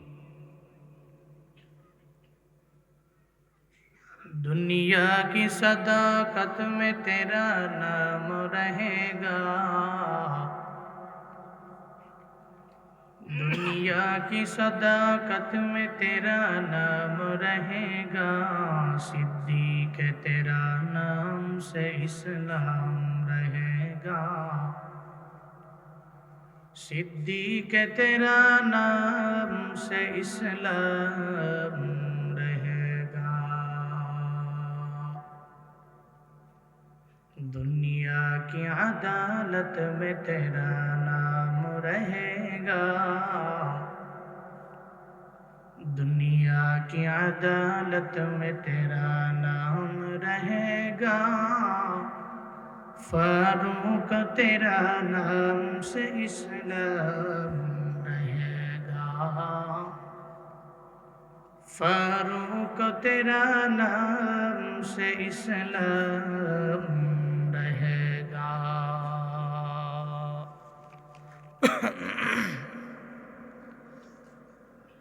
বড় আলমপুর দক্ষিণপাড়া বাইতুল আমাদ জামে মসজিদের উদ্যোগে আয়োজিত বার্ষিক ওয়াজুদ ওয়ার মাহফিলের আজ 22শে ডিসেম্বর 2025 মোতাবারকি মজলিসে মারাগি আপনাদের সামনে কোরআন এবং হাদিস থেকে দিক নির্দেশনামূলক বাণী আপনাদেরকে শুনিয়েছেন সুমধুর কণ্ঠস্বর বিশিষ্ট ইসলামী চিন্তাবিদ। আমরা তিন ভাইয়ের মধ্যে উনি মেজো ভাই, আমি একেবারে 3 নম্বর ছোট, বড় আরেকজন আছেন। সুন্দর আলোচনা কোরআন এবং হাদিস থেকে আপনাদেরকে বয়ান করে শুনিয়েছেন হযরত মাওলানা মুফতি বাইজিদ বিন হারুন হাফিজাহুল্লাহ তাআলা ওয়া রাআ। আজকে এই মাহফিলে কথা বলেছেন দেবিদ্যার সরকারি রিয়াজউদ্দিন পাইলট মডেল উচ্চ বিদ্যালয় জামে মসজিদের সম্মানিত খতিব, বিশিষ্ট ইসলামী চিন্তাবিদ, সুমধুর কণ্ঠস্বর হযরত মাওলানা মুফতি আওলাদ হোসেন মুরাদি দামাত বরকাতুহুম। কথা বলেছেন হযরত মাওলানা মুহাম্মদ মাইনুদ্দিন হুসাইন ফারুকি দামাত বরকাতুহুম, হযরত মাওলানা মুহাম্মদ আব্দুল বারি জিহাদি দামাত বরকাতুহুম। আজকের মাহফিলের সভাপতি হাজি আব্দুল সত্তার মাস্টার সাহিব বড় আলমপুর, সহ সভাপতি জনাব মোহাম্মদ আবুল কাসিম মেইকার বড় আলমপুর, প্রধান অতিথি জনাব মোহাম্মদ জসিমউদ্দিন লন্ডন প্রবাসী, আমন্ত্রিত উলামায়ে কেরাম অনেকেই রয়েছেন, শিল্পী হাফেজ কারি শহীদুল্লাহ নাইম ভাই আপনাদেরকে দারাজ কণ্ঠে নাতে রাসূল শুনিয়েছেন। এই মাহফিলের জন্য অক্লান্ত পরিশ্রম করেছেন কমিটি, ইয়াং সোসাইটি, যাদের অক্লান্ত পরিশ্রম এই মাহফিল দাঁড়িয়েছে। আপনারা কিছু দিনে আলোচনা শোনার লক্ষ্যেই এই ময়দানে বসে আছেন। শুরুতেই আমাকে একটু উচ্চ কণ্ঠে উচ্চ আওয়াজে জবাব দিবেন, সুন্দর এই মজমাটি পেয়ে আপনারা খুশি না বেজার?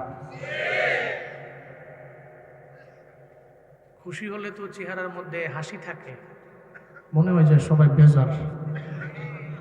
আপনারা বেজার নাকি? এই মাহফিল পেয়ে খুশি না বেজার? একটু হাসি দিয়া বলেন তো, একটু একটু খুশি না বেশি খুশি? না হাসির নমুনা কমে। এই মাহফিলের আয়োজন যারা করেছেন, আল্লাহ প্রত্যেককে দুনিয়া এবং আখিরাত উভয় জগতে কল্যাণকামীদের অন্তর্ভুক্ত বানিয়ে দেন। সকলেই পড়ে না আমিন। এই যে মাহফিলে আসতে পারা, বসতে পারা, কিছু দিনে আলোচনা শুনতে পারা, বলতে পারা, এই সমস্ত কিছুর তৌফিক দাতাকে আল্লাহ ছাড়া এই পৃথিবীতে সেকেন্ড কি আছে যে আমাদের তৌফিক দিতে পারে? আছে? আল্লাহর তৌফিক ছাড়া আমরা কথা বলতে পারি না। আল্লাহর তৌফিক ছাড়া আমরা বয়ান শুনতে পারি না। আল্লাহর তৌফিক ছাড়া কমিটি কর্তৃপক্ষ এই মাহফিল সাজাইতে পারেন নাই।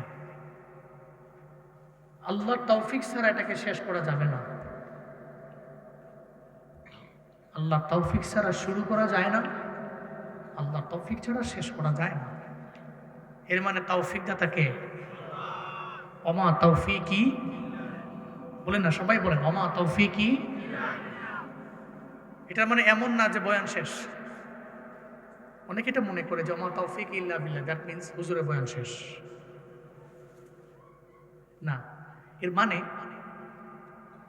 1 ঘন্টা 1.5 ঘন্টা 2 ঘন্টা যে আলোচনা বক্তা সাহেব করেন, উনি শেষে এটা বলে দিয়ে যান ওমা তৌফিক ইল্লা বিল্লাহ। এই যে 1 ঘন্টা কথা বললাম, এই বলার মতো অ্যাবিলিটি ইলিম, হিলিম, যোগ্যতা, সামর্থ্য আমার ছিল না, আল্লাহ তৌফিক দিয়েছেন, এই জন্য আমি বলতে পেরেছি।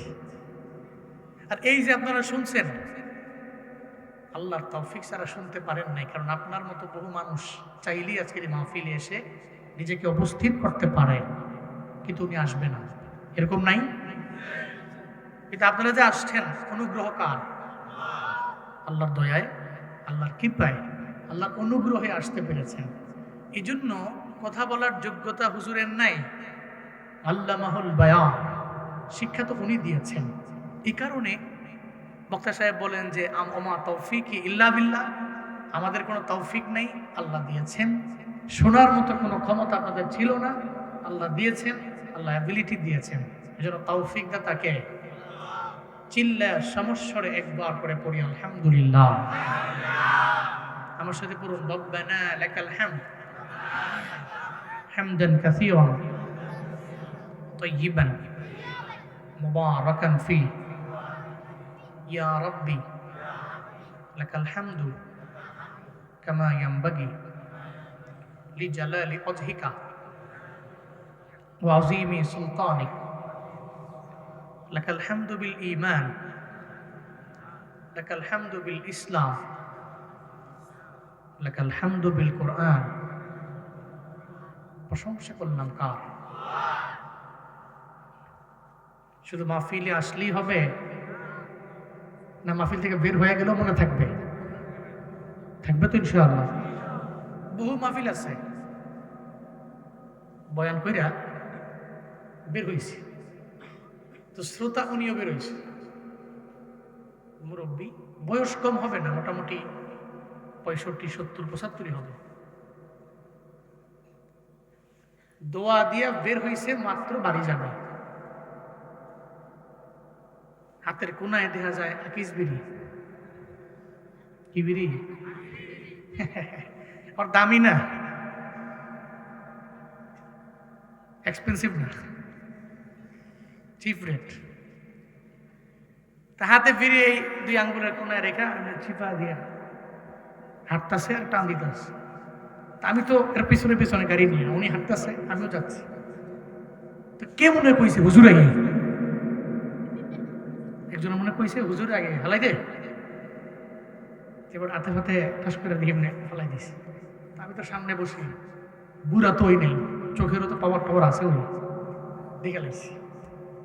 তো গ্লাসটার নামে ওনারা কইছি, এই যে 1-1.5 ঘন্টা বয়ান করলাম, আমি নাহলে খান, বিড়ি সিগারেট খান, অভ্যাস আছে, এখান থেকে বের হইয়াই ধরা লাগবো।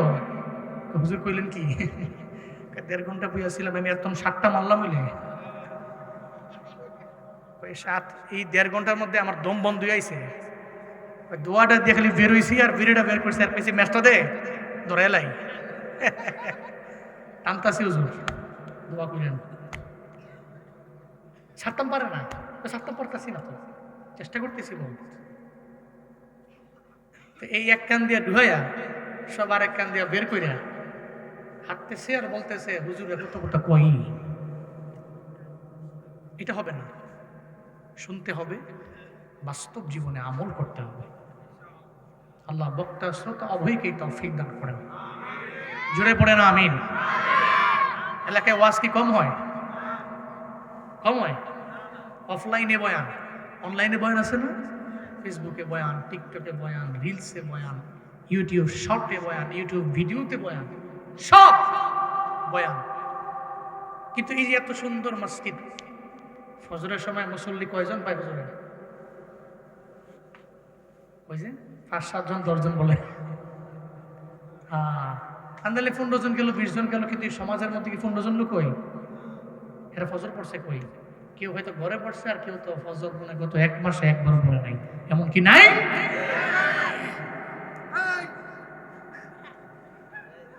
গরমকালে না না বুঝছে না, বুঝছে না, তে বুঝছে না, থাক, কিছু কইও না, না হয় বুঝে কম, থাক। গরমকালে কিছু লোক আছে নামাজ টামাজ পড়ে, ফজর নামাজ। শীতকালে তো 60 টাকার মতো এত আরামের ঘুম, কম্বলটা মুড়ি দিয়া আজান দিয়া আজান চলে একদিকে আর কানেও বাজে, কিন্তু কম্বলটারও মজা করে দেয়, লেফটারও মজা করে দেয়। ঘুমাও, আরামের ঘুম ঘুমাও, কিন্তু মনে রেখো নামাজ তোমার পরিচয়। নামাজ কি? আমার পরিচয়। বয়ান শুনবেন, ফজরও পড়বেন, বয়ান শুনবেন, জোহর পড়বেন, আসর পড়বেন, মাগরিব পড়বেন, এশা পড়বেন। কাজী আছেন তো ইনশাআল্লাহ? আল্লাহ তৌফিক দান করেন। আমি সূরাতুল মুমিনুনের 5টি আয়াত তিলাওয়াত করেছি খুতবায়। সূরাতুল মুমিনুন, কোরআনে সূরা আছে মুমিনদের নামে, সূরা আছে মুনাফিকদের নামে। যে নেফাকি করে সে মুনাফিক, যার ভিতরে ঈমান আছে ও মুমিন। যে ইসলামকে লালন করে ও মুসলিম। যে ব্যক্তি শাহাদাতের পেয়ালা পান করে ও শাহিদ। এ সবগুলো ইসমে ফাইল। এক একটা সূরা আছে এদের নামে। আমরা যে সূরা থেকে আজকে কথা শুনবো, এই সূরার নাম সূরাতুল মুমিনুন। আমাদের প্রত্যেকের জানা আছে এবং আমরা অন্তর দিয়ে এটা ফিল করি যে আমরা সবাই মুমিন, তাই না? আমরা ঈমান এনেছি, আমরা মুমিন, কালেমা পড়েছি, মুমিন। তবে মুমিন তো সবাই, কিন্তু গুণের মুমিন কয়জন? আমি কি নামের মুমিন না গুণের মুমিন? এটার তো চিন্তা করার প্রয়োজন আছে। এমন এক ঘরের মধ্যে জন্ম নিলাম, আমার মা বাবা মুসলমান, আমার দাদা মুসলমান, দাদি মুসলমান। ওদের ঘরে জন্ম নেওয়ার কারণে আমিও মুসলমান। হ্যাঁ, তুমি মুমিন কেন? ঈমান আনলাম এ কারণে আমি মুমিন। একজন মুমিন, দুইজন হলো মুমিনা, তিনজন হলে, চারজন হলে মুমিনু। সব হয়ে গেল নামের মুমিন। কিরে নাম কি? কয় আব্দুল্লাহ। কে রাখছে? কয় আমার মা বাবা, পরিবার থেকে আমার নাম রাখলো, আমার আব্দুল্লাহ আমার নাম। এত সুন্দর তোমার নাম, এই জন্যই তো তুমি মুমিন, কারণ নামের মাঝেই তো পরিচয় আছে, ঈমানদারের পরিচয়। তবে নামের মুমিন হইও না, কামের মুমিন হও। নামের মুমিন তো অনেকে, কামের মুমিন খুঁজে পাওয়া দুষ্কর। আল্লাহ পাক বলেন, قد أفلح المؤمنون الذين هم في صلاتهم خاشعون। চিল্লা জোরে করে পড়েন আল্লাহু আকবার। আল্লাহ পাক বলেন,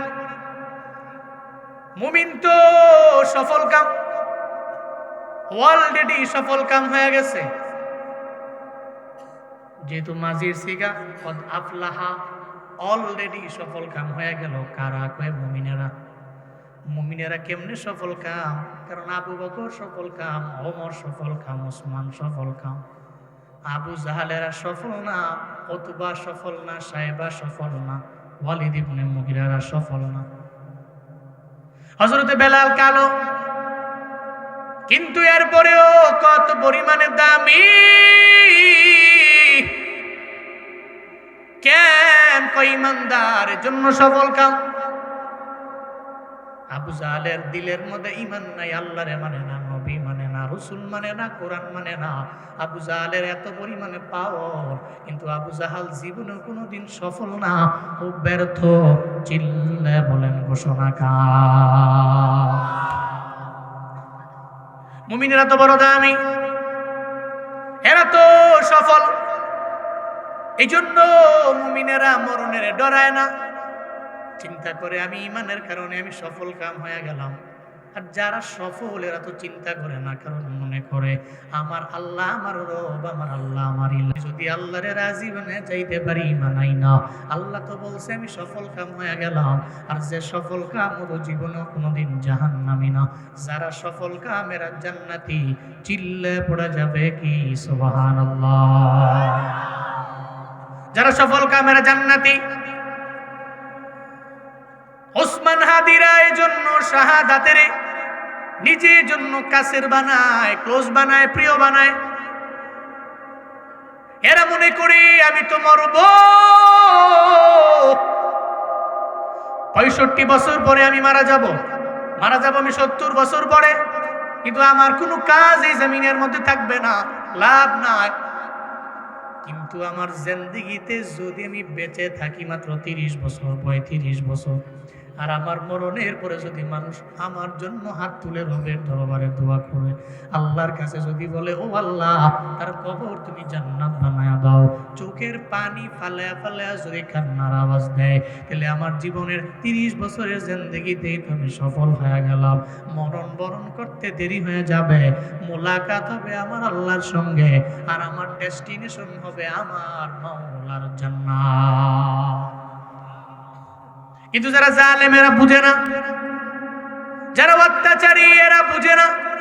যেই বান্দা ঈমানকে লালন করেছে ওই বান্দা বুঝে, যেই বান্দা নিজের মুমিন বানাইছে ও বোঝে। কিন্তু যে ঈমান লালন করে না ও জীবনে কোনোদিন বুঝবে না, কারণ ও সফল কাম না।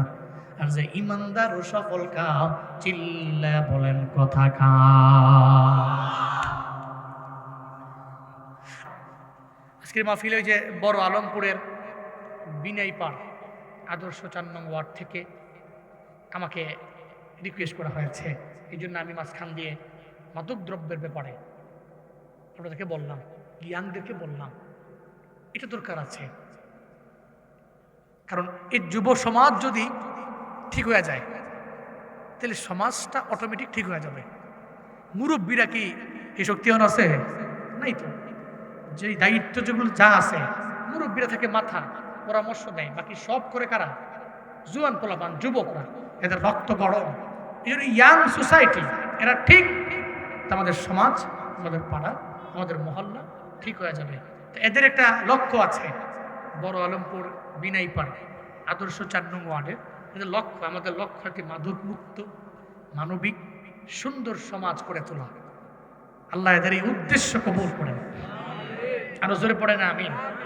আমরা মানব কল্যাণ, মানব সেবাকে সর্বোচ্চ গুরুত্ব দিয়ে গরিব, অসহায়, দুস্থ, প্রান্তিক মানুষের পাশে দাঁড়াই। যুব সমাজকে সচেতন করা, কল্যাণমূলক কার্যক্রম পরিচালনা এবং সেবামুখী উদ্যোগ নেওয়াই আমাদের প্রতিশ্রুতি। আল্লাহ ওয়াদা পূর্ণ করার তৌফিক দান করেন। জোরে পড়েন আমিন।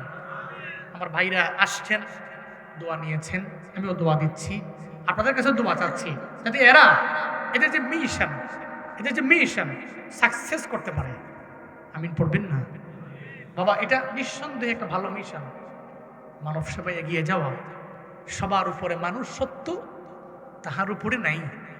মানব সেবা ভালো কাজ, হিউম্যানিটি ভালো কাজ, মানুষের কল্যাণে এগিয়ে যাওয়া ভালো কাজ, এই সমাজকে পরিবর্তন করা, ইয়াংদেরকে ভালো করা ভালো কাজ, ভালো প্রতিশ্রুতি।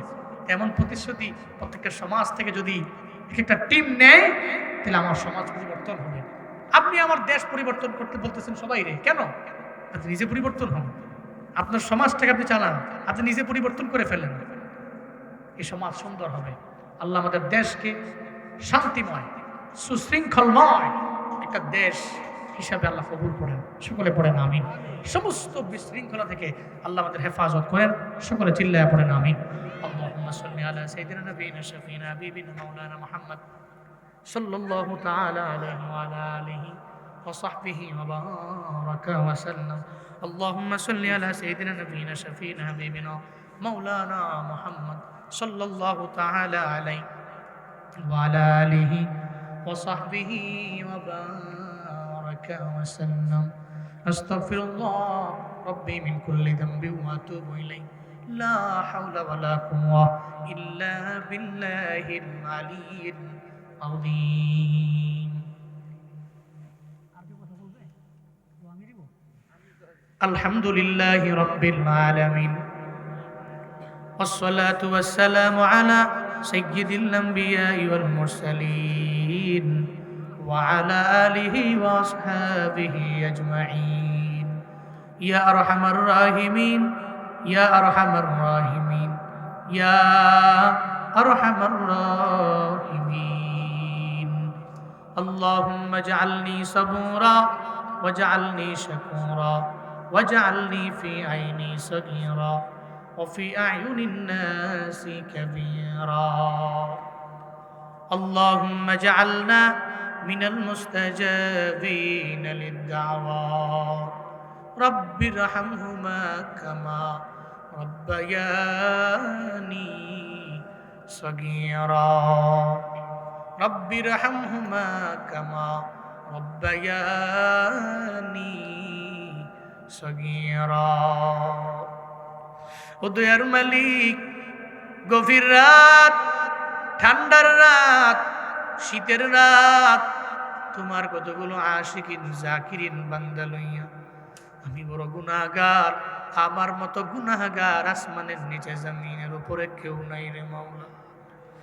আয় আল্লাহ, জিন্দেগির রাশি রাশি গুনাহ লইয়া, পাহাড় পরিমাণ গুনাহ নিয়া তোমার দরওয়াজায় হাত বাড়াইলাম রে মাওলা। দয়ার মালিক, জিন্দেগির যত গুনাহ আছে সব গুনাহগুলোরা তুমি মাফ করে দাও। রব্বে করিম, আমাদের প্রত্যেককে তুমি নামাজি বানায়া দাও, রোজাদার বানায়া দাও, নেক আমল করনেওয়ালা বানায়া দাও। আয় আল্লাহ, নামের মুমিন বানাইও না, কামের মুমিন বানাও। নামের মুমিন বানাইও না, কামের মুমিন বানায়া দাও। আয় রব্বে করিম, আয় আল্লাহ, এই মসজিদটাকে দিনের মারকাজ বানায়া দাও রে মাওলা। আয় আল্লাহ, এই মসজিদের কমিটিদেরকে কবুল করে নাও, প্রত্যেকটা মুসল্লিরে কবুল করে নাও। মসজিদের শুরু লগ্ন থেকে নিয়াজ পর্যন্ত যারা যারা দান করলো, প্রত্যেকের দান তুমি কবুল করে নাও। আজকের এই মাহফিলে আসার পরে আয় আল্লাহ, অল্প থেকে অল্প, বৃহত্তর থেকে বৃহত্তর দান যারা করলো রে মাওলা, প্রত্যেকের দান তুমি কবুল করে নাও।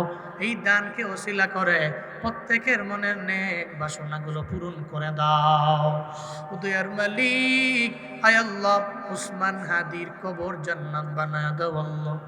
আয় আল্লাহ, যেই মানুষটা দেশের জন্য দশের জন্য লড়াই করে সংগ্রাম করে, আয় আল্লাহ, ঘাতকের আঘাতে দুনিয়া থেকে বিদায় নিয়ে চলে গেল। আয় আল্লাহ, জমিনে থাকতে শাহাদাত কামনা করতো রে মাওলা।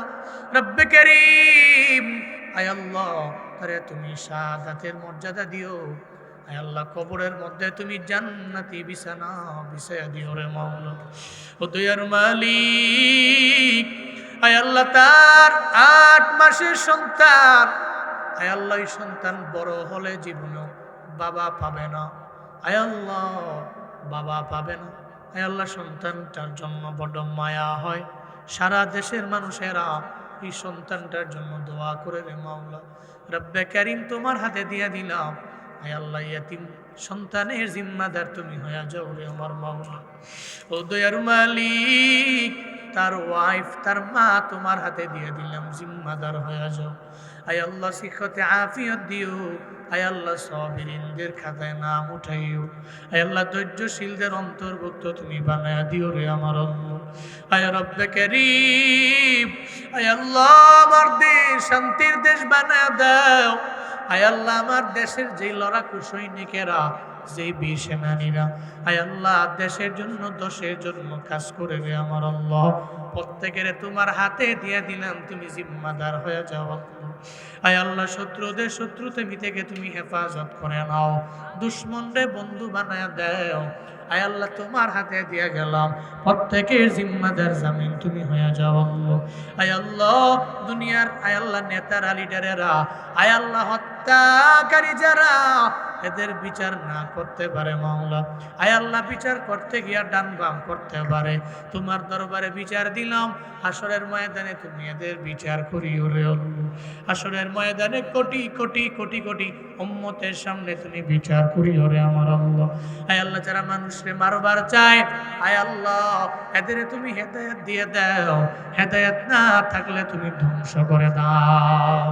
আয় আল্লাহ, এই এলাকার মাটির নিচের কবরের আযাব মাফ করে দাও। এই এলাকার মাটির উপরে গজব দিও না, আসমানি বালা আসমানে উঠাও, জমিনি বালা জমিনে দাফন করে দাও, বাতাসের বালা বাতাসের সঙ্গে সরায়া দাও। ও দয়ার মালিক, আমার নওজোয়ান যুবক ভাইদের তুমি দিনের জন্য কবুল করো। ইসলামের জন্য কবুল করো। আয় আল্লাহ এদের তোমার হাতে দিয়ে গেলাম। আয় আল্লাহ প্রত্যেককে তুমি সুস্থতার নিয়ামত দান করো, রিজিকে বরকত বাড়ায়া দাও। আয় আল্লাহ এই এলাকার যুব সমাজের মাদক দ্রব্য থেকে তুমি হেফাজত করে রাখিও রে আল্লাহ। আয় আল্লাহ জবানটাকে পবিত্র রাখে রাখিয়া তোমার ডাকার মতো তৌফিক দান করো আল্লাহ। আয় রব্বে কারীম আমাদের বয়ান মাহফিল তুমি কবুল করে নাও, হাসরের ময়দানে নাজাতের ওসিলা বানায় দিও আল্লাহ। আয় আল্লাহ যারা আমার সাথে হাত বাড়ে আমিন আমিন বলে, কার মনে কি আশা প্রাণে কি ব্যথা আমার জানা নাই, প্রত্যেকের মনের নেক বাসনা পূরণ করে দাও। ও দয়ার মালিক আমার আল্লাহ রমজান পর্যন্ত প্রোগ্রাম সুস্থতার সাথে আঞ্জাম দেওয়ার তৌফিক দান করো আল্লাহ। আয় আল্লাহ ইলিম আমলের মধ্যে বরকত বাড়ায়া দাও। রব্বানা তাকাব্বাল মিন্না ইন্নাকা আনতাস সামিউল আলিম ওয়া তুব আলাইনা ইয়া মাওলানা ইন্নাকা আনতাত তাওয়াবুর রহিম। ওয়া সাল্লাল্লাহু তাআলা আলা খায়রি খালকিহি ওয়া আলা আলিহি ওয়া আসহাবিহি আজমাইন। আমিন আমিন আমিন। ওয়ারহামনা মাআহুম وارحمنا معهم واجعل آخر كلامنا عند الموت لا إله إلا الله محمد رسول الله. السلام عليكم. الحمد لله الحمد لله الذي خلق الإنسان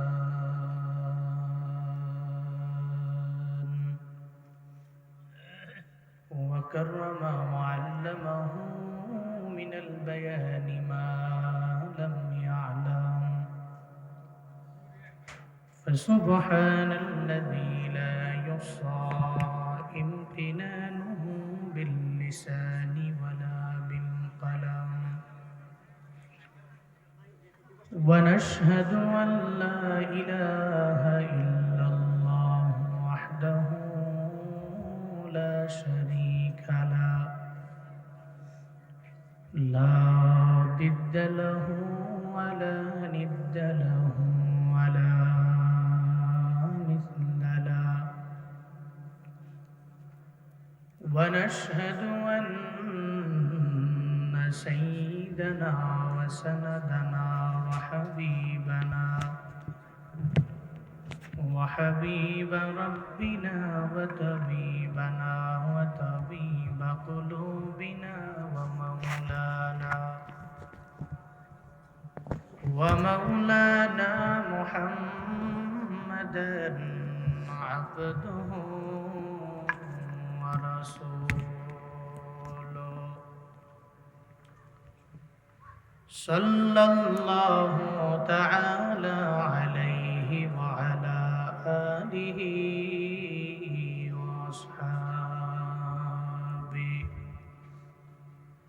وأصحابه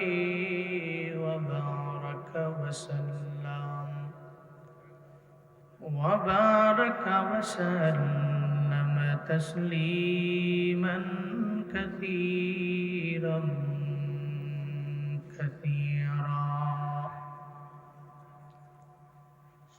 الذي أرسله الله تعالى بالحق بشيرا ونذيرا وداعيا إلى الله بإذنه وسراجا منيرا.